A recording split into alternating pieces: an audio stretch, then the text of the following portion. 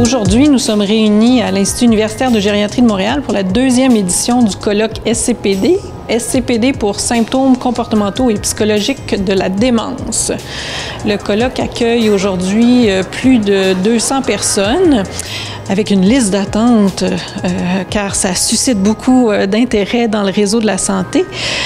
Le thème de cette année, c'est travailler ensemble pour des approches innovantes, complémentaires et efficaces, parce que ça fait suite à la phase 2 du plan Alzheimer québécois qui propose justement la mise en place d'équipes ambulatoires SCPD sur l'ensemble du territoire. D'ailleurs, notre comité scientifique est un reflet de différents types de professionnels qui travaillent au sein des équipes ambulatoires.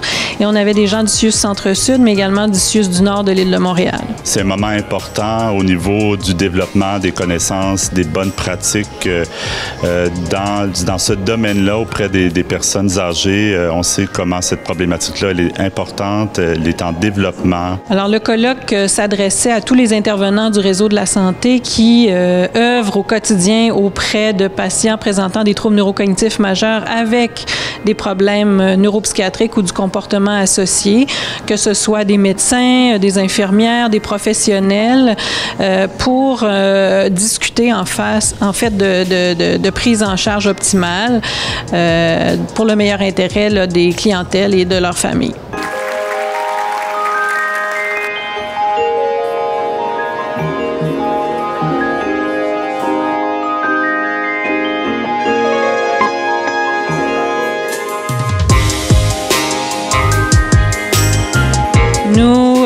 Nous avons aujourd'hui 200 participants qui proviennent de tout le territoire du Québec, même de régions éloignées, même du Nouveau-Brunswick, pour entendre 4 conférences et nous avions aussi 7 ateliers simultanés. Nous avions un invité français, le professeur Krolak-Salmon, qui est venu nous parler du parcours de soins pour les SCPD en France, mais aussi de toute la réflexion européenne sur la prise en charge de ces problématiques-là.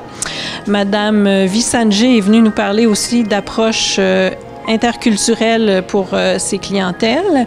Et nous allons avoir le professeur Voyer et Madame Matt vont nous parler de milieux d'hébergement innovateurs. Je suis très contente qu'on ait fait salle comble aujourd'hui encore et même avec une liste d'attente. Donc, ça démontre l'intérêt pour cette problématique au Québec et le fait que dans les dernières années, notre travail ait permis de motiver des efforts, de mettre en place des services innovants et de reconnaître que c'est une problématique importante dans notre société qui doit être prise en charge. Alors, de ça, je suis très fière.